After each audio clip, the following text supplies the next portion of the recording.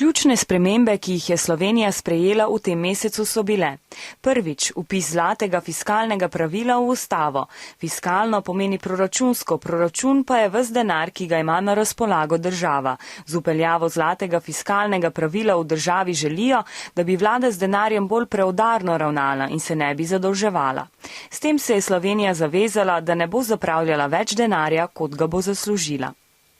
Drugič, znižanje plač uslužbencem, ki delajo v javnem sektorju, naprimer učiteljem ali uradnikom na upravnih enotah.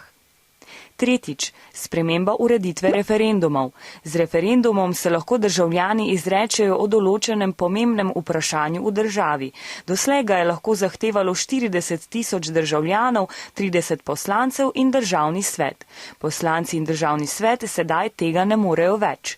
Prav tako na referendumu ne moremo več odločiti o posameznih temah, med drugim o davkih, proračunu, obrambi države in pokojnini.